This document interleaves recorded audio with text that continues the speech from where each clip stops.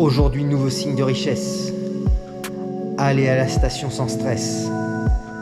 1 euro, 2 euros, 3 euros. C'est Total qui empoche le magot. Délaissé par les bureaucrates, les syndicats, les hommes en cravate, les riches dirigeants avec leurs chauffeurs privés, tous ceux qui ne se sentent pas concernés. Aucune proposition, aucune négociation, inflammation, extorsion.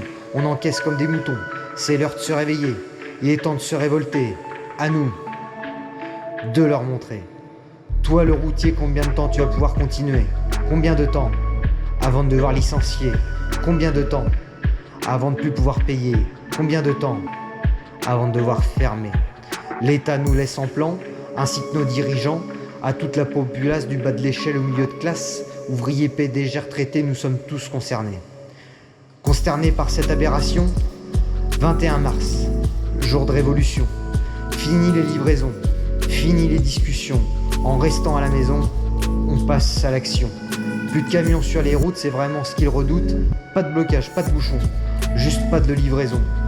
Peuple français, force de ce pays, routier ravitailleur, producteur d'économie. Imagine une semaine sans camion. Pénurie à tous les échelons. Bref, t'as compris l'idée, il est temps de s'engager si tu veux pouvoir continuer à te déplacer.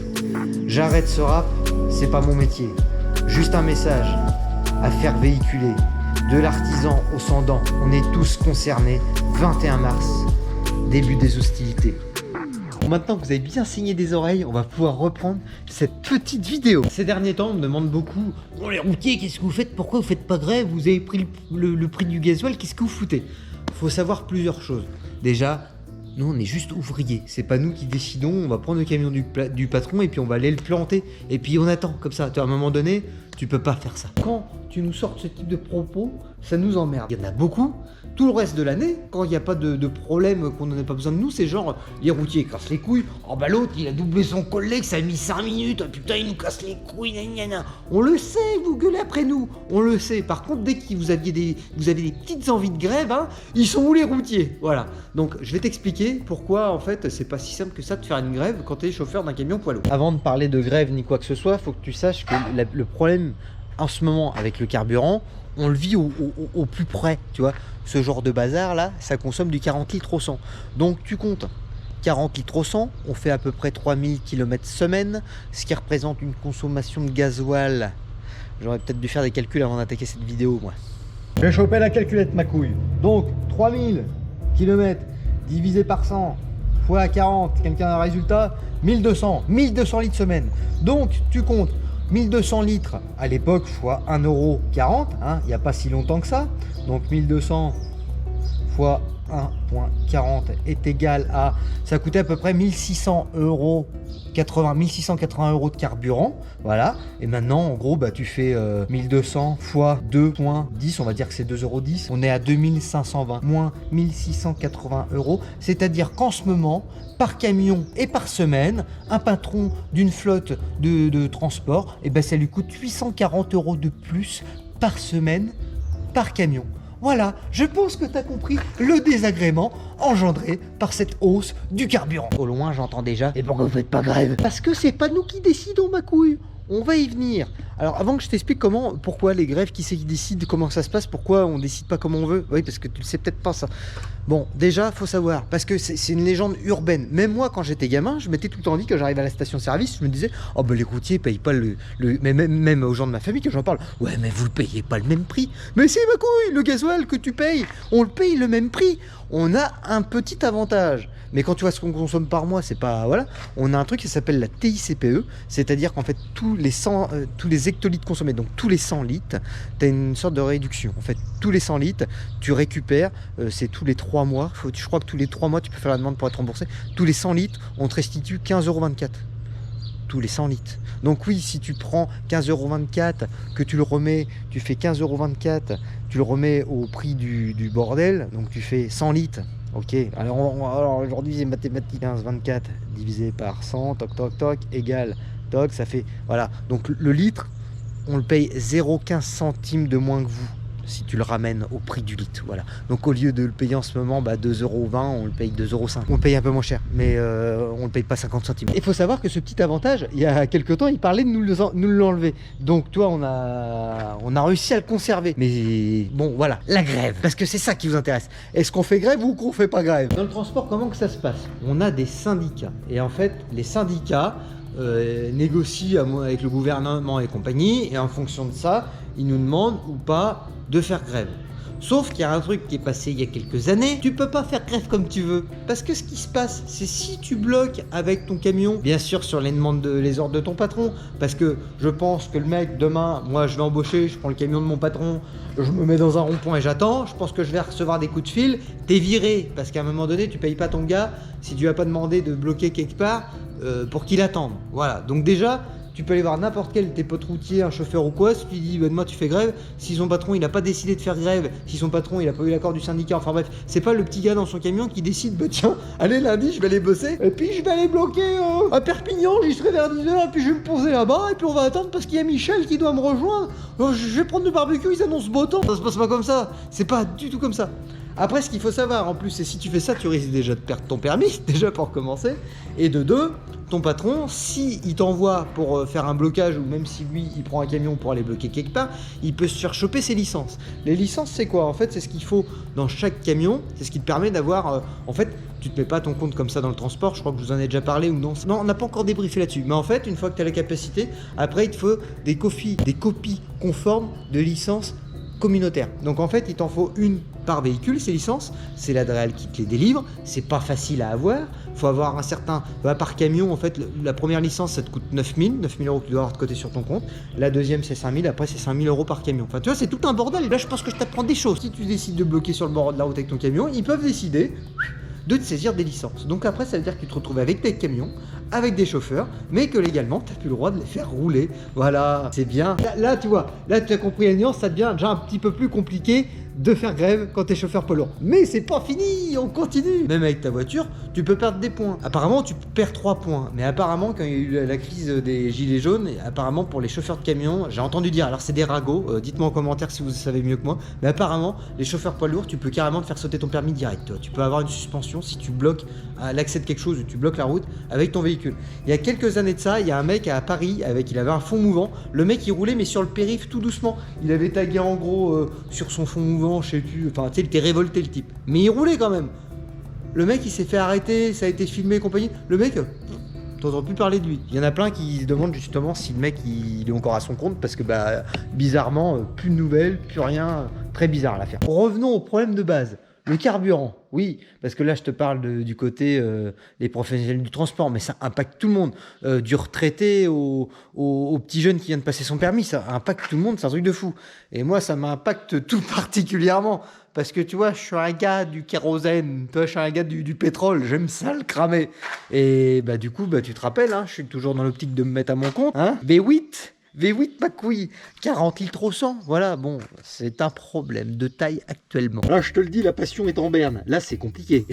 Là, en fait, tout simplement, c'est plus des réservoirs qu'on a, c'est des tirelires. Maintenant, quand tu sais pas, genre, vas-y, je vais faire un tour juste pour le kiff, maintenant, faut que c'est une réelle, plus de 2 € le litre, tu le sens passer, tu vois, les payes, elles ont pas augmenté, par contre, moi, c'est un budget déjà de ouf, le carburant dans ma vie, et je pense que pour beaucoup ici aussi, parce que, on est tous un peu des mecs de la passion, je pense, si tu suis la chaîne Nuts Motor, c'est que t'aimes ça aussi. Pourquoi on fait pas grève actuellement? Si tu veux, les syndicats, c'est silence radio. Personne nous dit rien, hein. Rien du tout, il se passe rien, on sait rien, on sait pas. Voilà, on est dans le flou absolu. Il n'y a aucune négociation, il n'y a rien qui se passe. Du coup, ce qui se passe, tous les patrons, parce que tout le monde est concerné, enfin du monde dans le transport, tout le monde est en train de se concerter.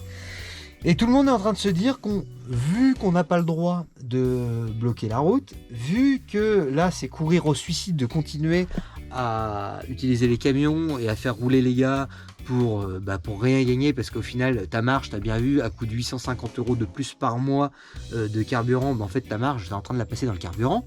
Donc, beaucoup sont en train de se dire, c'est d'arrêter de faire rouler les camions, et puis les mecs, de leur dire de rentrer chez eux. Et écoute, moi, je pense que c'est une bonne solution. Parce que là, on nous dit, c'est la relance économique, mais c'est qu'en plus, il y a la guerre. Enfin bref, avant la guerre, le gasoil, t'as vu comment elle a commencé à remonter. Une chose, du coup, qu'on a le droit de faire, c'est de, tout simplement, arrêter de travailler. Sauf que si t'arrêtes de travailler, plus de livraison, la croissance économique, ça se renverse, plus rien dans les magasins. Bah ouais, mais à un moment donné, s'ils s'en battent les couilles de notre gueule, il y a un secteur d'activité qui fonctionne comme ça, c'est les agriculteurs. Tu vois, ils vivent endettés. Ils continuent parce qu'ils ont des animaux, ils peuvent pas lâcher, tu vois. Parce que les animaux, s'ils vivent, faut les nourrir. Tu vas pas laisser crever tes bêtes. Sauf que un camion, tu peux couper le contact, mettre le coupe-batterie, puis attendre qu'il se passe des choses. Tu vois, c'est pas pareil. Et ça, je pense qu'ils l'ont oublié. Parce que là, on a un peu les oubliés du gouvernement en ce moment. Toi, c'est genre, allez-y, ils disent rien. On va continuer. Ça se passe bien. Ça fait pas de bruit. 1,60, 1,70, 1,80. 1,90, 2,10, 2,20, voilà, ça s'arrête plus. Moi, faut savoir, j'ai fait mon prévisionnel avec ma comptable pour m'installer à mon compte lundi de la semaine dernière. Et puis, pour blaguer comme ça, je dis, ouais, par contre, si ça continue à grimper, ça se passe comment? Les chiffres, ils seront plus bons. Oh, vous inquiétez pas, si on n'est pas rendu à 2 €. Ouais, bon, jeudi, on était rendu à 2,10 €. Voilà. Avant que je t'explique le plan, ma couille, je voudrais te faire un petit test. Trouve-moi c'est bien d'avoir cette notion. Trouve-moi quelque chose, c'est mon formateur qui me l'avait fait faire le jour où j'ai passé mon permis poids lourd. Trouve-moi quelque chose que tu possèdes qui n'est pas passé par un camion. Et si tu trouves, tu me le mets en commentaire. Mais je suis pas sûr d'avoir beaucoup de commentaires. Parce que moi, j'ai cherché. Et à part, c'est pas un objet, c'est un être vivant, mes enfants, tout ce que je possède est passé à un moment donné par un camion. Et cherche chez toi, c'est obligé. Tout est bien, tout ce que tu possèdes, à part des êtres vivants, c'est forcément passé à un moment donné par un camion. Regarde, exemple tout con, cette échelle. Bon, l'échelle à la base, il y a un camion qui est allé chercher le bois en forêt, qui l'a emmené dans une usine pour transformer l'arbre en planches. Il y a un autre camion qui est venu récupérer les planches, qui a emmené ça dans une entreprise qui fabrique des échelles. Ils ont fabriqué des échelles. Un autre camion est revenu chercher les échelles pour les emmener dans des magasins qui vendent des échelles. Voilà, c'est pas plus compliqué que ça. Cette voiture, qui est pourtant pas toute jeune, voilà. Bon, l'acier, ça n'existe pas comme ça directement. Qu'est-ce qui s'est passé? À un moment donné, il y a la matière première, donc c'était sûrement recyclé. Il y a un camion qui est venu chercher ça. Ça allait dans une usine où ça a été fondu. Ça a été transformé en plaques d'acier. Un autre camion est venu chercher ces plaques d'acier qui ont été emmenées à ce moment-là dans l'usine qui travaille pour Honda. Honda, ils ont passé ça dans des presses, crac. Ils ont transformé l'acier en une voiture. Et après, un autre camion est venu chercher cette même voiture pour l'emmener dans une concession. Tout ce que tu possèdes, ma couille. Regarde, ça, ce que je vais te montrer, je l'ai fait. Donc je sais comment que ça marche. L'OSB, moi j'en ai chargé des pleins camions. C'était... des copeaux de bois, voilà, en vrac. Tu emmènes ça dans des usines. Eux, après, je sais pas, c'est collé ou je sais pas, enfin, ou c'est laminé à chaud, je sais pas comment que ça marche. Mais après, ils transforment les copeaux en planches d'OSB. Et après, tu as un autre camion qui vient les récupérer pour les remettre à distribuer dans des magasins qui vendent de l'OSB. Et tout ce qui t'entoure, ma couille, tout passe par des camions. Donc c'est pour ça que le plan est très important. Le plan qui va suivre a une importance de point de vue économique sur la situation de la France. Donc ma couille, je t'explique le plan. Voilà, le même que je t'avais cité dans ma petite chanson. Tu vois, c'est une vidéo un peu particulière. J'aurais pu te tourner ça en vlog, mais on voulait vraiment que ça sorte lundi. Donc c'est frais de ce week-end, tu vois. Mais voilà, donc l'idée vraiment, si tout le monde... Et voilà, moi, et je suis pas le seul mec à faire des vidéos sur YouTube dans le camion, mais en fait on s'est tous un peu concertés, et par rapport aux décisions que les patrons ont prises, on va essayer de faire répandre l'information au maximum. Le but, ça serait que tout le monde joue le jeu. De toute façon, ceux qui jouent pas le jeu, ils finiront par se casser la gueule, parce qu'à plus de 2 € le litre, là t'es en train de taper dans ta trésorerie, puis à un moment donné, il y en a, ils vont peut-être se dire, ah ouais, putain, les mecs, ils vont tous arrêter de bosser, mais moi je vais aller choper des contrats, puis je vais continuer à bosser. Bah ouais, mais combien de temps, ma couille? Combien de temps? Parce que si tu fais ça, à un moment donné, ça sortira jamais. Tu vois. Donc là, je pense qu'il faut vraiment une vraie cohésion de groupe, tu vois, de tout ce secteur-là, et même toi qui n'es pas forcément dans le transport, parce que pour mettre un pays à l'arrêt, c'est pas compliqué. Parce que, tu sais, on dit tout le temps là-haut, à un moment donné, on est plus nombreux qu'eux. Et c'est qui les fait vivre en haut? C'est nous. Sinon, on arrête tous de travailler, l'économie... Et c'est ça qu'ils ont eu peur avec le Covid, c'est que l'économie... Après, t'as vu, ils sont obligés de taper dans les caisses, là, tu sais, faire des crédits pour que la France... Bah là, il y a là. Bah oui, bon, à un moment donné, si tout le monde décide d'arrêter de travailler, s'il n'y a plus de camions qui roulent, il y aura tout le temps 2-3 connards qui continueront à rouler parce que, tu sais, ils se diront, ah non, faut que je continue, mais enfin bref, si la grande majorité du transport s'arrête, plus de poufs dans les magasins, plus de gasoil dans les stations, donc comme ça, le problème, il est réglé. Du coup, moins de demandes, moins de conso, le prix, bah il rebaisse, tout va repartir. Voilà, donc l'idée c'est ça, c'est de leur faire comprendre à un moment donné, bloquer, juste attendre qu'une situation se débloque. Parce que on va pas continuer comme ça longtemps. Moi je veux pas continuer ma vie en allant me prendre une cartouche à chaque fois que je vais à la station-service à un moment donné. Tu vois bien toi? Enfin, c'est complètement fou. Et alors, tu sais, des fois t'as des fausses... on va vous baisser de 30 centimes. Mais dis-le pas, fais-le à un moment donné. Donc voilà, je pense que ce qu'il faut maintenant c'est vraiment un gros coup de conscience générale et de se rendre compte que on peut pas continuer comme ça, on peut pas continuer, je pense aux retraités, lui sa retraite elle va pas être augmentée pour aller faire ses courses, déjà que des fois c'est un peu misérable, le petit jeune qui vient de passer ses permis, qui travaille au McDo, qui essaye de payer ses études et tout, il fait comment? Toi là on sort de la crise du Covid, tu sais, on commençait à se dire vas-y c'est bon on va reprendre une vie normale, mais là ma couille avec le prix de l'or noir, le resto même quand t'as le droit d'y aller, t'iras pas parce que t'auras plus de lové, voilà il est là le problème. Donc à un moment donné faut la cohésion de groupe. Là, à un moment donné, faut pas juste penser perso. Là, je pense qu'à un moment donné, faut faire un stop. Faut pas attendre qu'il y ait les élections qui se passent en se disant peut-être que l'autre il va faire quelque chose. Non. Là, faut agir maintenant.